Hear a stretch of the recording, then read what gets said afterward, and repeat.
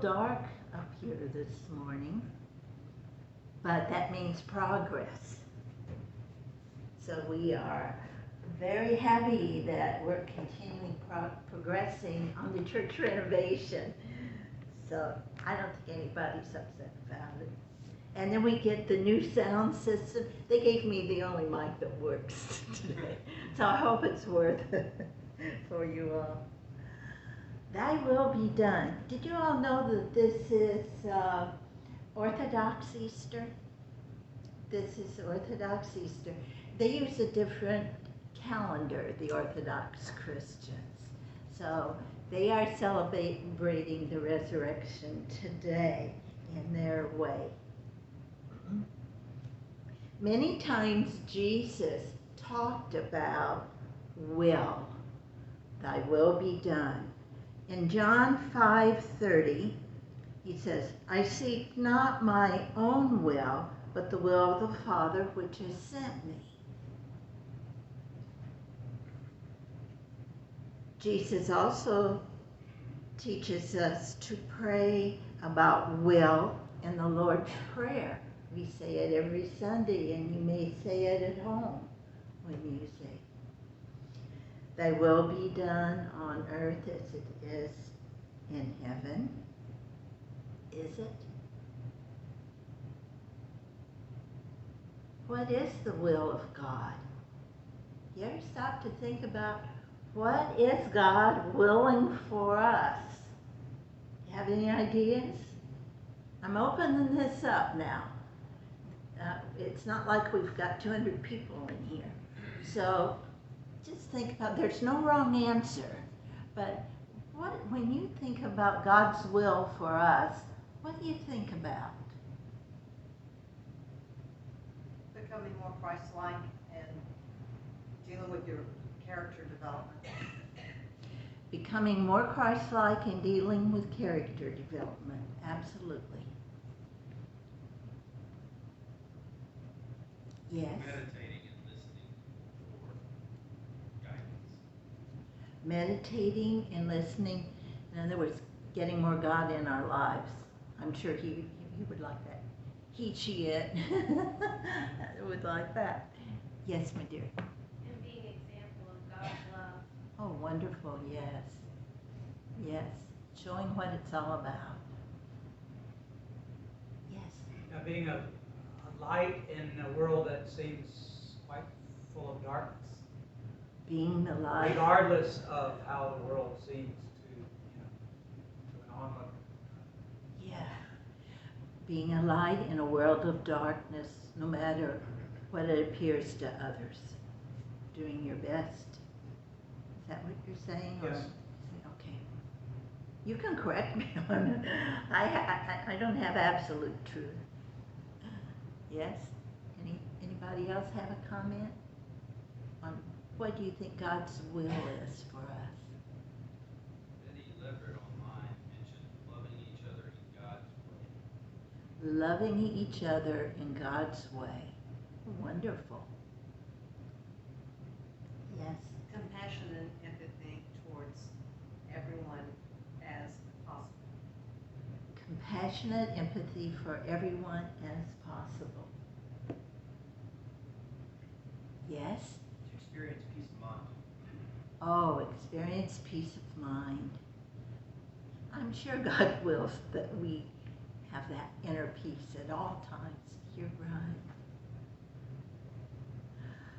Well, those are all great attributes of what we can emulate or bring through us to this world. Do we do it? And what's the problem in bringing these ideals, what we consider ideals, which are realities in spirit, into this dimension?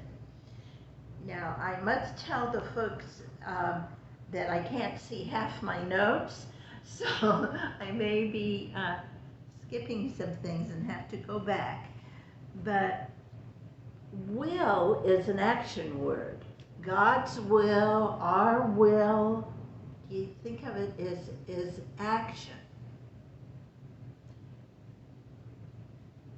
Aligning our will with God's will only brings good. It is the spiritual unfoldment in progress. And the more we can release that within ourselves, the more we grow spiritually. Why would you not want to do it? The answer is many times, somewhere down deep within our subconscious, we have a lot of fear of letting go.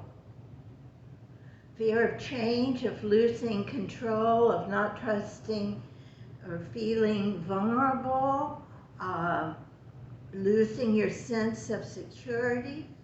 We feel that we might have to give up something that we hold dear, maybe. Do we have to surrender old ideas or conditions that we've grown accustomed to, that are our security blankets that no longer serve us? That's what I found. So that the greater increase of good may come into our lives when we let go of some of these things.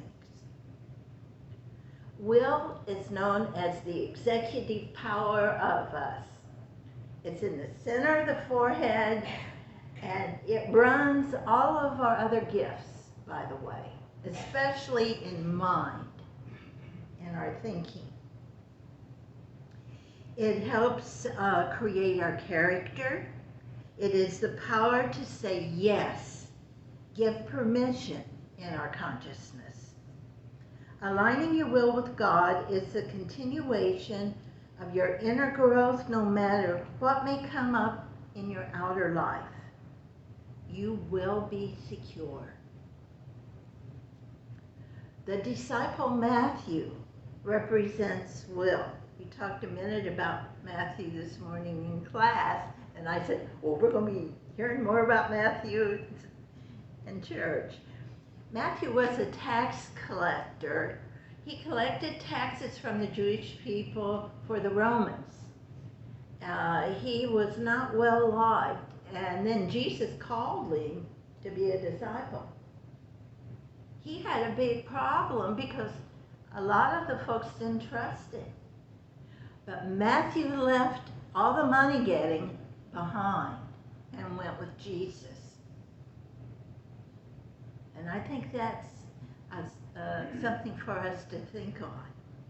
That it's not necessarily what we're doing and it's the money that we're after. I'm sure he got paid a lot more being a tax collector than a disciple of Jesus. But he left it. There's something more he found. Okay.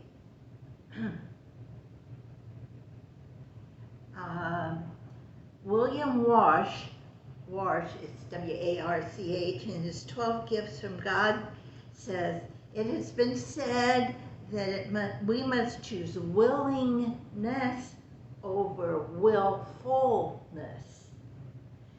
It comes down to thy will, not my will be done. This is our goal. Be more willing than be filled with ourselves and our own decision making. That's hard because we've been taught from birth to be self-sufficient, to not be, to be independent, and not that you can't help out one another, but we're taught that we should be independent. But sometimes our will gets in the way of listening to other parts of us, like our spiritual self. And we feel uncomfortable opening ourselves up to willingness. I don't know if I'm making any sense to you, but it does, we're almost afraid to do that, because what if we have to change something that we're hanging on to? And that's hard to do. It takes courage to say, not my will, but thine be done. It takes courage. And of all the gifts that we have, all the writers say, this is the training program one. This is the one when you're working on will and getting more in touch with that spiritual willingness that creates your character, that helps you move forward in spiritual growth and development. This is the one that takes the most time and practice. Does it make sense now? And it doesn't mean that you're a bad person if things happen that don't go to the way that you expected it. It just means that somewhere along the line you missed a principle. There's something you've missed. God wants only good. God can only give good. The light only gives light and good through us. It's through the I am. I'm probably getting ahead of myself. Through the I am. No, I'm not.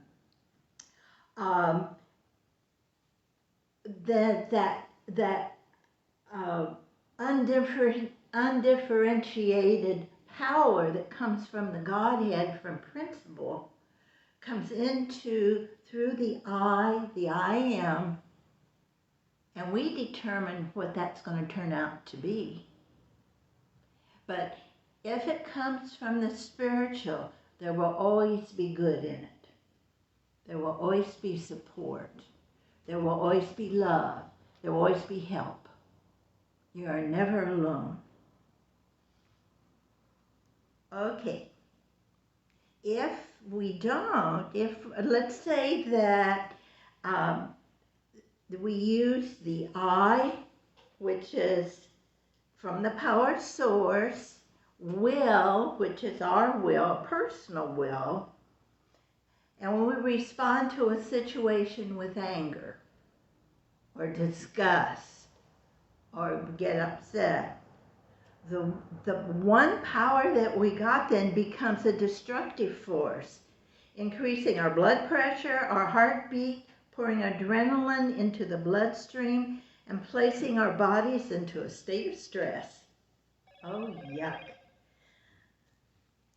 Now let's take it again. I, the power source, will, the willingness in this case,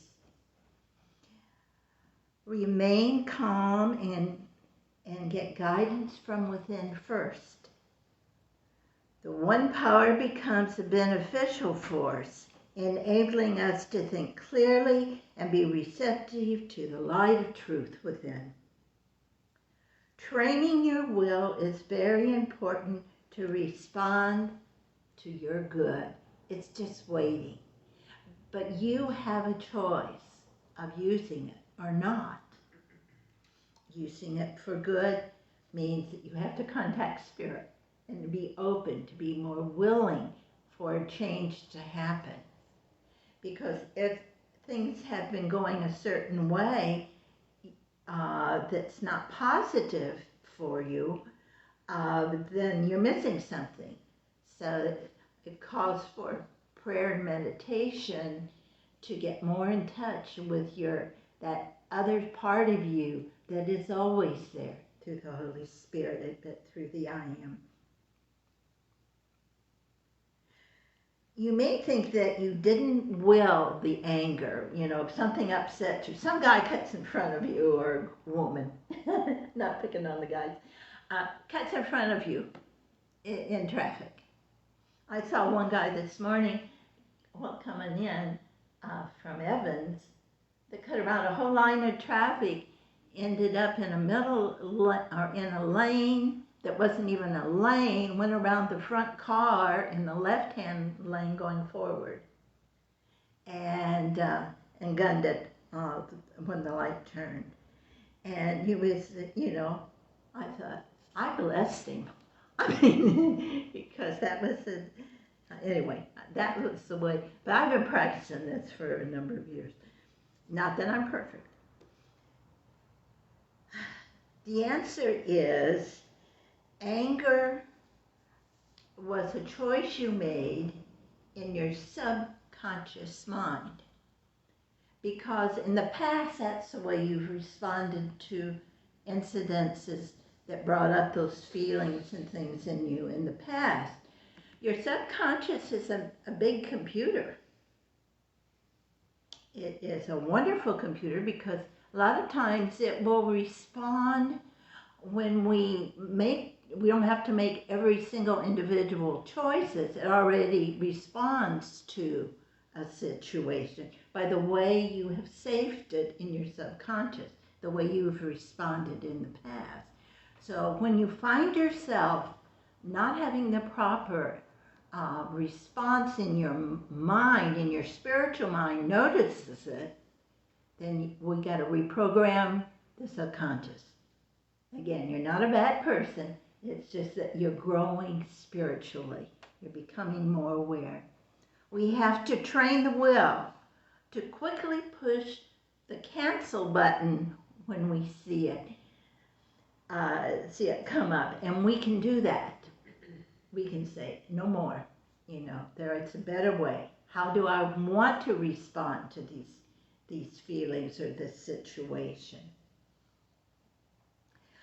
Charles Roth, who was my first unity minister back in the 70s, and taught me a lot of these principles. He used, and I'll never forget this, I've used it through the years, he had a 3-second rule that when you go to cancel things out, give yourself 3 seconds before you really respond when you feel a negative situation. Just count to 3 and cancel. If you want to accept that response, then that's your choice. If you're not happy with it, then delete it, cancel it, and move on. Find something to fill that spot once you cancel. It's like a denial.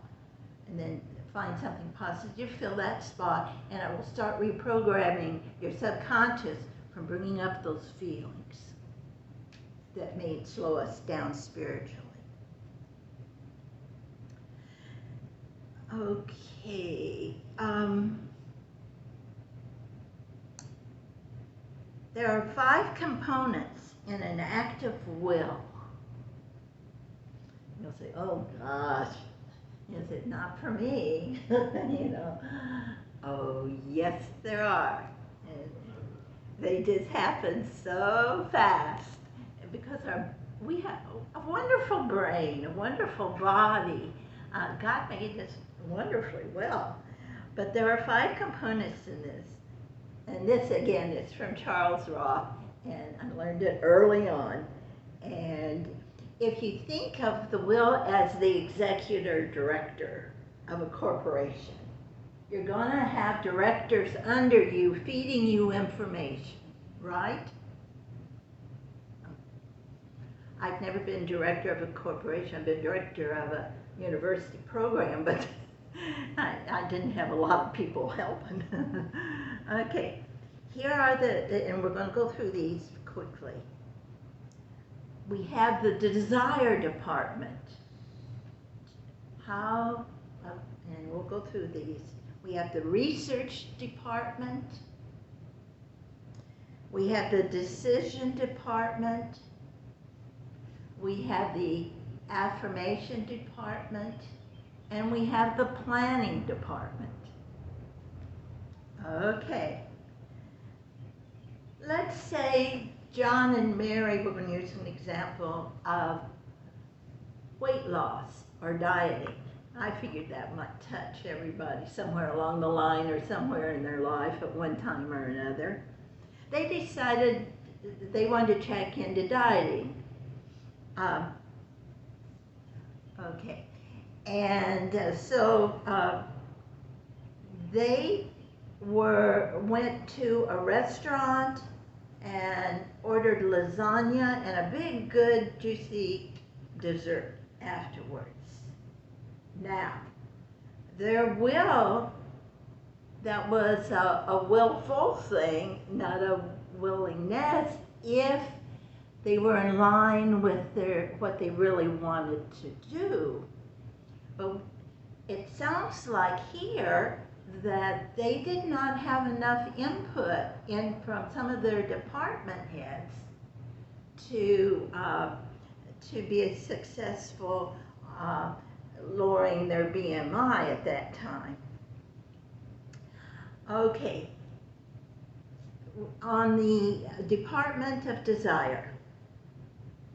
Now, I don't think they got a lot of information from the Desire Department, because was their desire to lose weight, was it a wish, a hope, a yearning, or is it dynamic, a relentless power of desire to lose weight? See, there's a whole spectrum. John and Mary have to be honest with themselves. Maybe they really feel that they are not that much overweight. They need to work with their desire department by picturing how they look and how their lives will be if they don't reduce their weight. How they look if they don't reduce their weight. Now, the thought popped into my mind was, we have some tiramisu cupcakes over in the kitchen right now that were brought in for us to snack on later. Okay, now I didn't know that when I picked this example to use. Desire is a motivation, power. Motive is another name for desire. Motive gives direction to the will. Maybe our motive is to get well. Maybe it's to write a book. Maybe it's to make money. Maybe our lives will then move in that direction.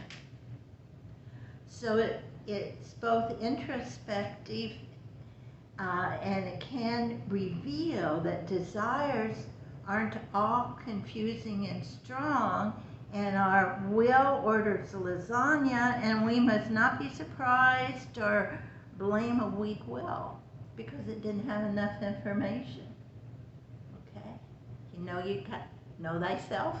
I've heard that once or twice before. Decision department. Now we move from the desire to the decision department. Every choice or decision necessarily involves a renunciation, that's a denial, or a cost. Maybe giving up something or altering something that you've been doing in the past. Example, if we eat cake, we may be renouncing the experience of living in slim bodies. If we don't eat cake, we renounce the satisfying taste of a rich, delicious dessert. But once you eat those cupcakes, they smell wonderful. Although prayer and meditation should be incorporated into every step, the most it should be used is in the decision department. Because we need to, once we make the decision, it needs to be incorporated into all of the steps. So use your prayer and your meditation, and it will be incorporated into the steps and the other departments where willfulness sometimes will not. Willingness is a total spectrum of your personality changing, not just one segment of it. To me, it's like you have a blind that, I remember when I was a child and I used to take afternoon naps, Mom used to pull the old blinds down, and then, so it'd get darker in the room. But then after a while, there would be a little hole in that blind. And the light would pour through that little hole. And it wouldn't just light a whole, light a little bit of the opposite wall. It lit the whole room a little bit. And that's the way I look at the decision department. When you say yes to something and really put that yes to work, commitment, it'll light up your whole project. It'll give you knowledge, more knowledge and more support for your whole project, your goal. I need to mention that you have help within you. Understand the seed of understanding, our gift of understanding, which is understanding spiritual process and understanding. It will reflect into worldly processing of things. It's located real close to the will. It's right behind the will. The center of will in the head is understanding. So do know that it'll bring in other faculties, other gifts that we've been given to help. But will is the primary director. Then comes the affirmation. The die is cast. You've committed. You've done your research, your decision, and now it's we've had the desire, research, decision. Now we're in the affirmation. And the affirmation I offer here is, with God's help, I am going to achieve the goal. Whatever goal it is, keep it simple. Write it down. Visualize what you want. With God's help, I achieve the goal. There is one other little thing. We used to do it a lot. People aren't doing it so much because we don't have as many magazines coming around. But do a collage of what you want and what you expect. It's like a big affirmation. You're picturing, you're visualizing your goal. Or write down parts of your goal on something that would represent the whole picture. We can only work on usually one part at a time, but having a way of seeing it as a whole can be very helpful, because we're going into the planning department, and the planning department helps you from getting off course. So the planning department needs to know, we'll start giving you ways of processing your goal in spirit and then in this world. Because God knows we live in this world. So the things that come through that undifferentiated power that's coming through the I am will also help us in the physical world. And not just in our lives, but in the people around us through planning. And keep on keeping on. And planning will also help you with planning for possible contingencies. Something isn't working in one part of your goal, maybe you want to adjust. But if you've done your planning, then you'll have some leeway in how to adjust. But don't forget your prayer and meditation. Okay. Now, one of the reasons that we sometimes don't do these things is we don't think in long-term goals. We think more in short-term goals. So, pick a short-term goal. What are you going to do next weekend? What would you like to do next weekend? Make a plan. Make a plan. It's better to do short-term goals because once you get the feel of how this process works, and you'll become more aware of the various departments in your head as you work through your even short-term goals. But you go through the very same thing. You'll go through the desire, you'll go through all 5 of them. So I just put down a few. It will also, the short-term goals also help to reprogram your subconscious and step by step. Does that make sense? Okay. But make a plan. It could be you want to, now that the weather's better, you want to fix up your yard or plant more vegetables or plant a garden if you haven't done it already. Make a plan. So you do it, and you'll do it. What else do I have down? I have a list of them. God will know your long-term plans. He knows where you're headed, even though we don't always know where we're headed.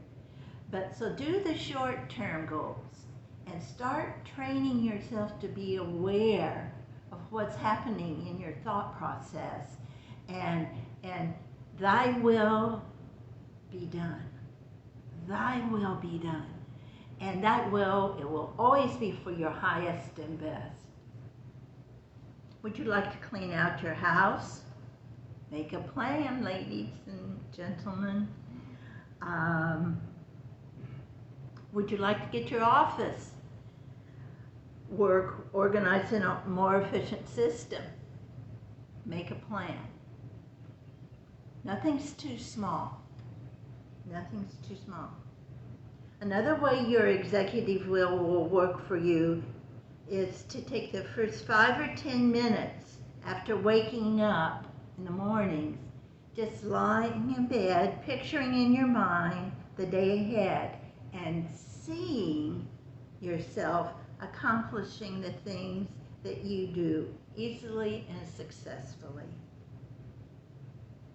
Does this sound too good to be true? Can you remember to do it? You will if your desire is there. If the desire is there.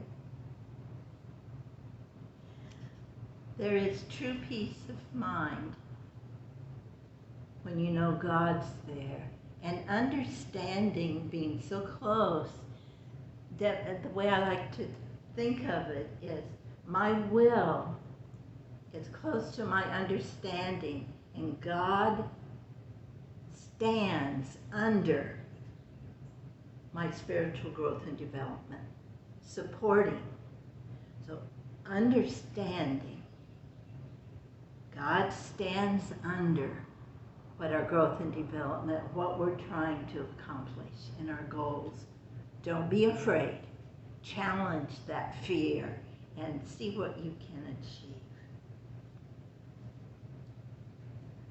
There is a true sense of peace of mind when you express the will of God. Your human struggle will be lessened, and you'll find that you don't react the same to routine things that you used to react to negatively.